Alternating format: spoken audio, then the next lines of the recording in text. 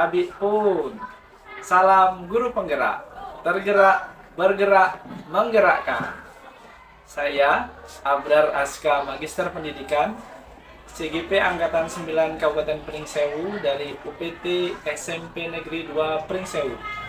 Hari ini saya tidak sendiri, saya ditemani oleh rekan saya, Pak Rahmatullah Dian Muminun.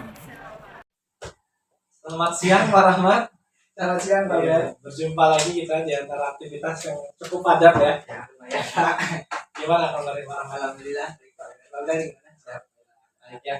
Oke Pak Rahmat, kita rencananya besok observasi ya. Siap. Boleh kita ngobrol-ngobrol sebentar untuk Boleh. persiapan observasi besok. Oke, kira-kira apa yang enaknya kita nih ngobrolin apa nih? Besok ngajarnya materi apa? Rencananya? Untuk besok rencananya sesuai dengan modul ajar di olahraga bela diri karate Pak.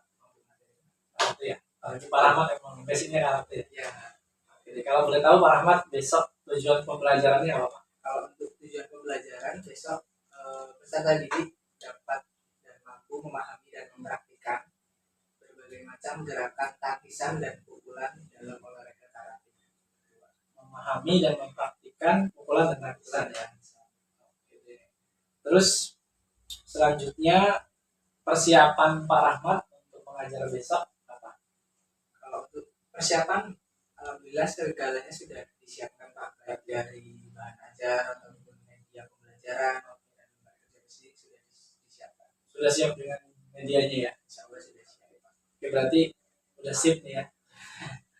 Nah sekarang kira-kira dalam mengajar itu kan pasti ada entah tantangan atau hambatan nih. Kira-kira Pak Rahmat ada nggak sesuatu yang mengganjal yang mungkin jadi hambatan dalam mengajar khususnya besok mengajar materi karate?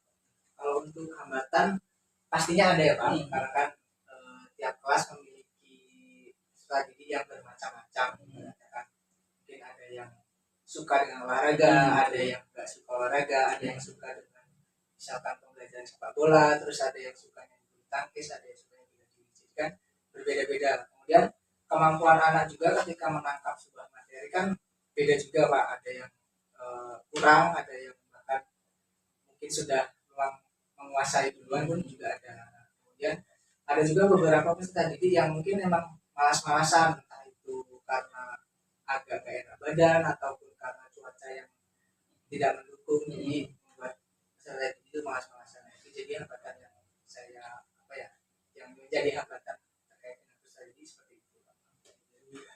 Peserta didiknya itu berbeda-beda ya. Tingkat kemampuan juga berbeda-beda, latar belakangnya berbeda-beda.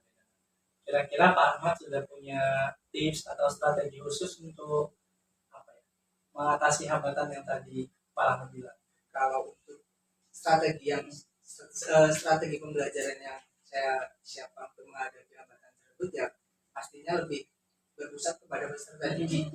Bagaimana ibaratnya kan peserta didik berbeda-beda, jadi untuk pembelajarannya juga nanti bakal berbeda-beda. Oke. Ya.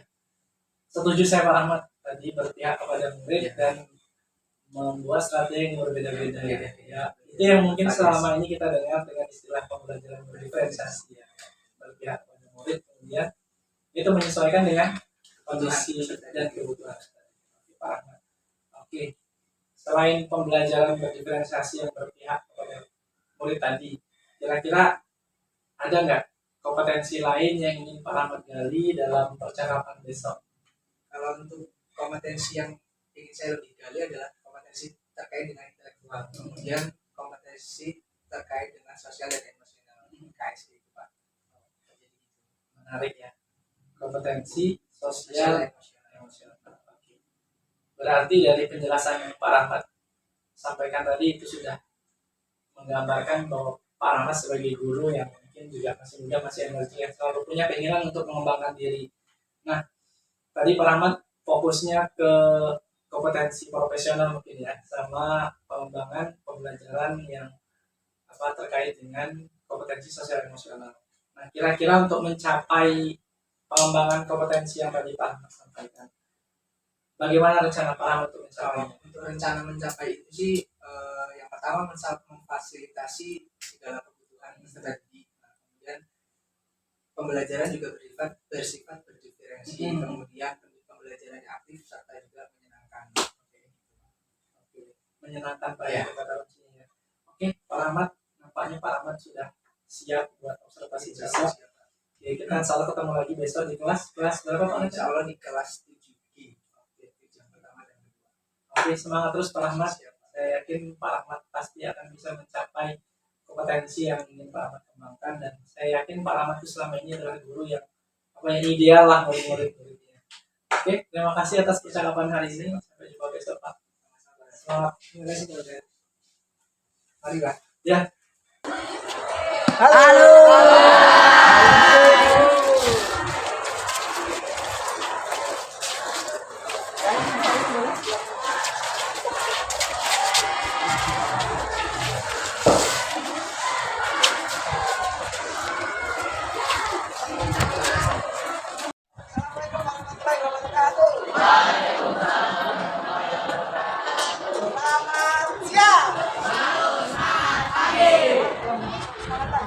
Selamat siang.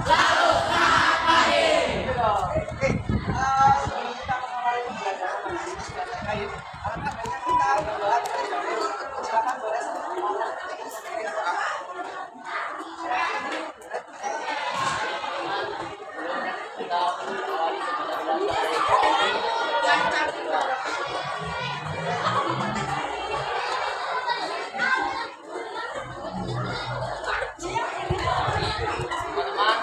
untuk mengawali kegiatan pada siang hari ini, alangkah baiknya kita berdoa. A'udzubillahi minasyaitonir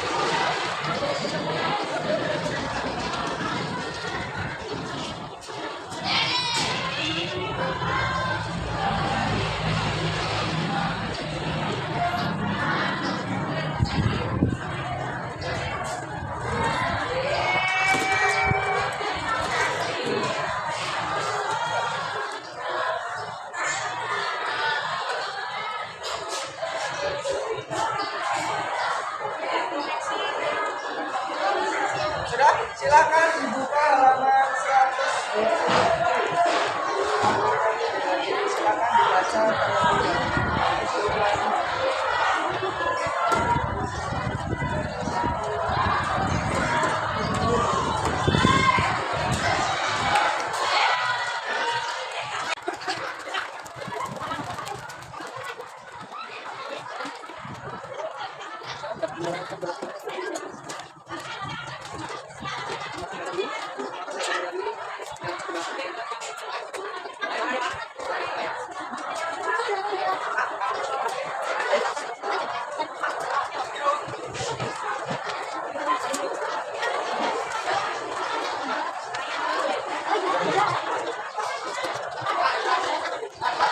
Minggu lalu kita sudah belajar tentang kebugaran jasmani, sudah belajar dan mempraktekkan tentang apa saja? Nah, hubungannya kita nanti belajar dengan bela diri kira-kira ada yang tahu? Boleh ada? Memperkuat kita, terutama itu nanti ada yang sudah kira-kira kalau pas latihan squat, latihan kaki,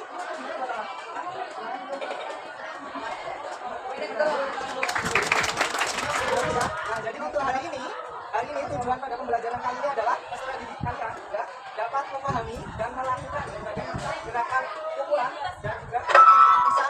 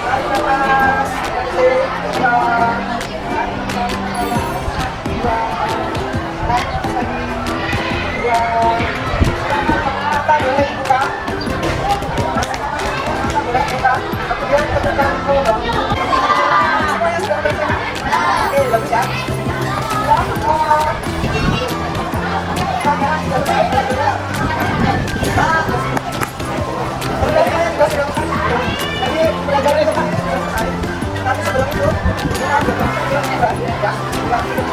Alangkah baiknya kita berdoa. Karena yang ngomong juga.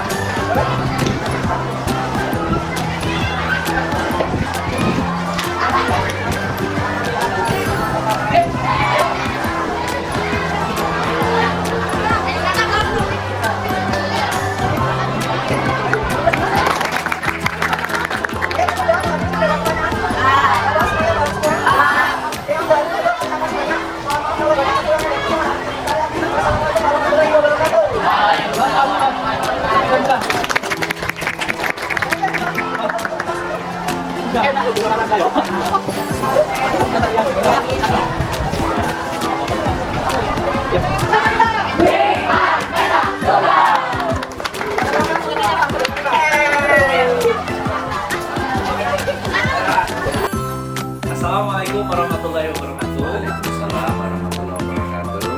Kami pun salam guru penggerak, tergerak, bergerak, menggerakkan. Saya Abrar Aska, Magister Pendidikan, calon guru penggerak Angkatan 9 Kabupaten Gunung Sewu. Yang pada hari ini saya tidak sendirian, saya didampingi oleh guru muda yang inspiratif, Pak Rahmat Dian Miller. Kebetulan kemarin kami sudah melaksanakan observasi pembelajaran, dan hari ini kami akan melakukan percakapan pasca observasi. Nah, hari ini ada yang spesial karena saya didampingi oleh PT saya yang super, ya, Bapak Suyuk Riyadi Haidar, Magister Pendidikan. Selamat pagi, Pak. Pagi Pak Abrar, Pak Rahmat. Mohon bimbingannya. Hari ini kami akan melakukan percakapan terobservasi, Pak. Ya, lanjutkan. Mohon izin, Pak, ya. Siap, monggo silakan. Sudah siap, Pak Rahmat? Insya Allah siapa. Tujuan pembelajaran yang Pak Rahmat ingin capai, ya, Pak? Kalau untuk tujuan pembelajaran, peserta didik dapat memahami dan melakukan ataupun memahami dan mempraktikkan berbagai macam gerakan pukulan dan gerakan tangkisan dalam karate menggunakan video YouTube maupun tutor sebaya dan demonstrasi. Jadi melalui tayangan YouTube, tutor sebaya dan juga demonstrasi, anak-anak bisa praktik Dan bisa memahami juga memahami dan praktik karate, ya. Ya. Oke. Oke, luar biasa. Pak Rahmat, boleh saya tahu kemarin area pengembangan yang ingin Pak Rahmat capai apa kemarin? Untuk area pengembangan itu yang pertama kognitif Pak, ataupun pengetahuan. Kalau untuk kognitif atau pengetahuan, jadi pembelajar terkait dengan pembelajaran yang berbeda-beda sesuai dengan keinginan siswa itu melalui bisa pengamatan video, kemudian juga bisa memahami terkait dengan tutor sebaya, jadi melihat kemudian memahami dan mengamati bagaimana tutor sebaya melakukan gerakan-gerakannya untuk belajar gitu.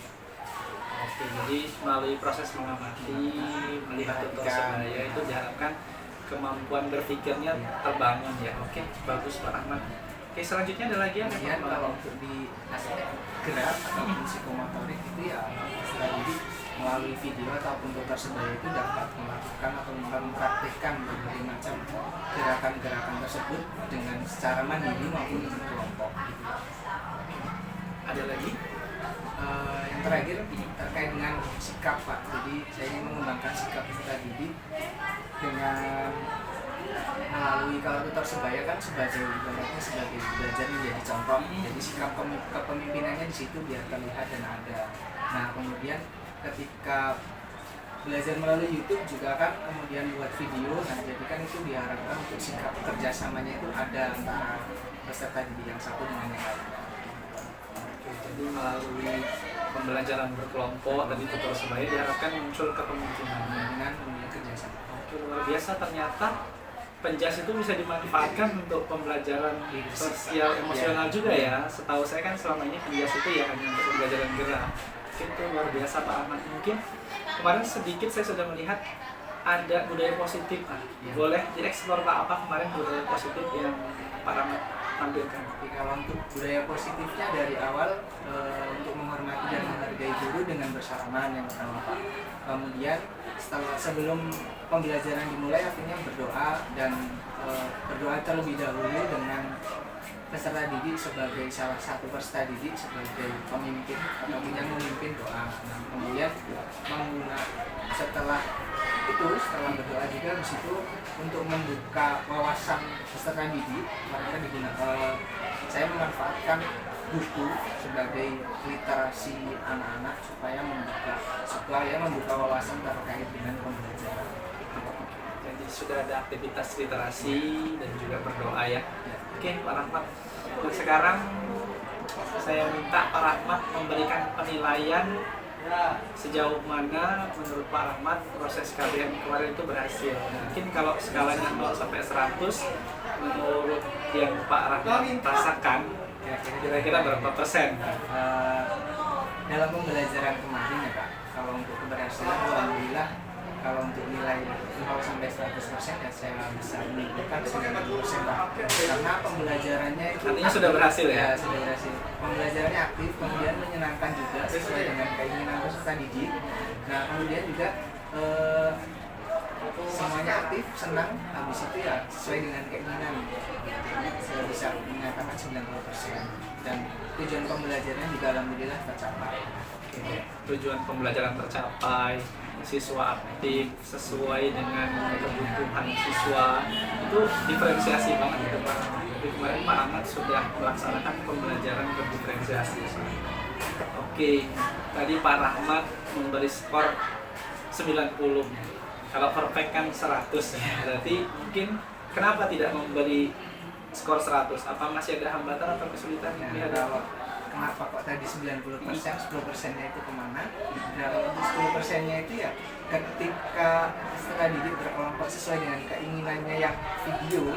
Nah, ternyata itu yang video itu paling hanya yang bergerak itu 1, 2, atau maksimal 3 Bapak. Jadi ada 3 orang atau 4 orang yang hanya nonton ya, walaupun dia udah megang kamera gitu ya Pak, karena bekerja sama, tapi kan ketika pembelajaran dia hanya aktif untuk merekam saja. Kemudian ada yang cuma ibaratnya mencatat skripnya, kemudian untuk mengatur posisi teman-temannya, tapi yang bergerak itu hanya 3 ataupun 2 ataupun 3 lah. Jadi yang lainnya itu tidak bergerak aktif gitu. Oke, kira-kira strateginya apa untuk ke depan mungkin bisa ditingkatkan lagi kualitas pembelajaran? Nah, kalau untuk ke depan sih terkait dengan yang sampaikan tadi ya Pak. Nah, kan ada beberapa orang yang tidak melakukan, artinya saya lebih memperbaiki ya, terkait dengan LKPD-nya Pak. Mungkin LKPD-nya itu juga tidak maksimal. Jadi peserta didik hanya yang mempraktekkan hanya beberapa saja di dalam satu kelompok. Nah, terkait dengan itu nanti kedepannya ya saya lebih memperhatikan siswa-siswa tersebut supaya semuanya bisa aktif dalam pembelajaran dan bisa melakukan.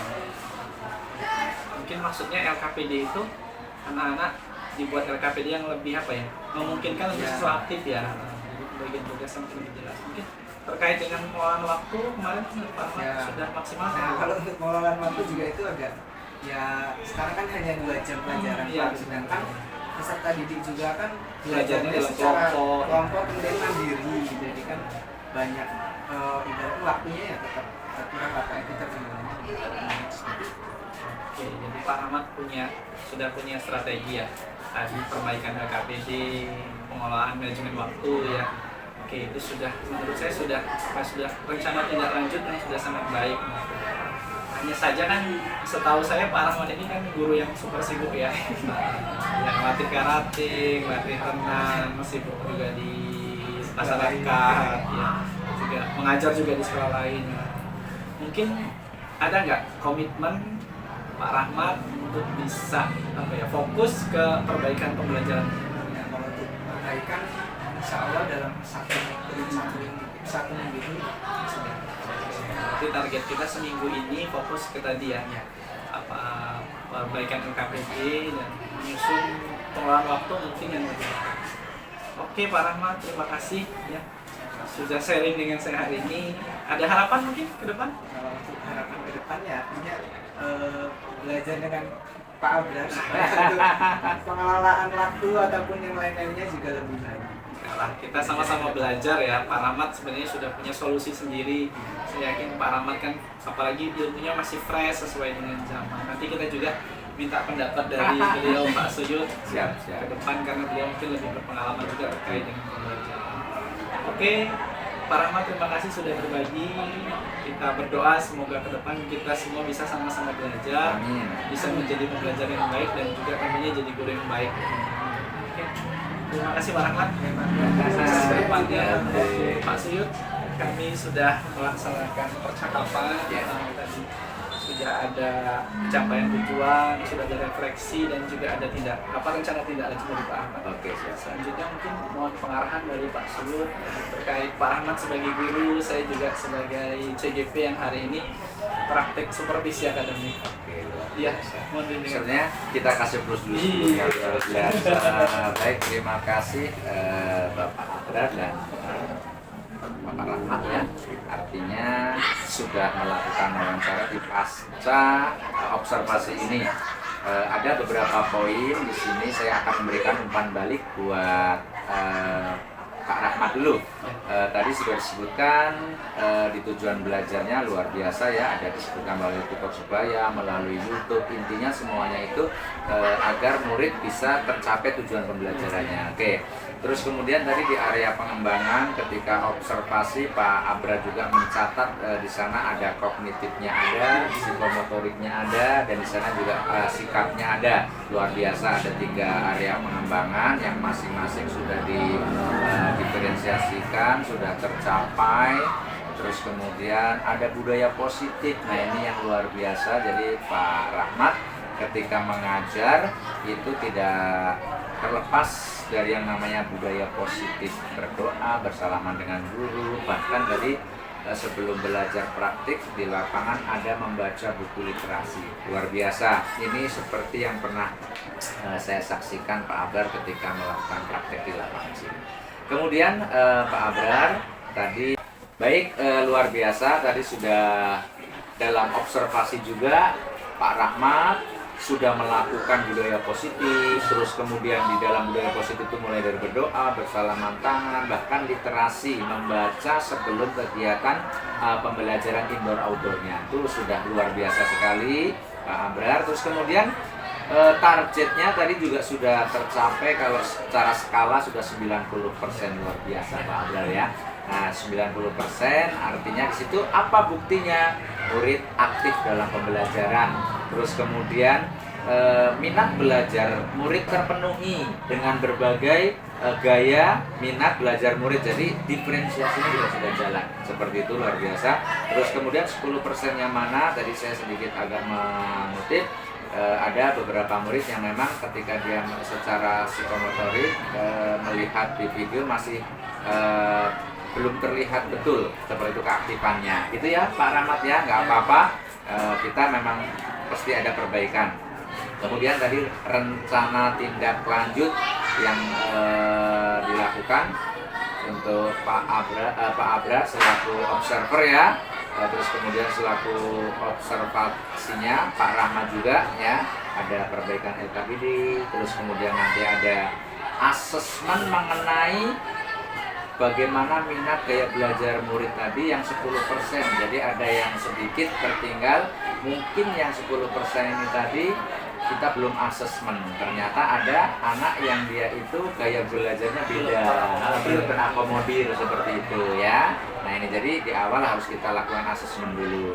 Kemudian kalau waktu memang kita ketika belajar kita rencanakan, ketika sedang melaksanakan pembelajaran yang menyenangkan biasanya memang terkadang waktunya masih gitu Pak Abrar. Oke, secara keseluruhan sudah bagus, luar biasa pengimbasan yang dilakukan Pak Abrar kepada guru PJOK Pak Rahmat.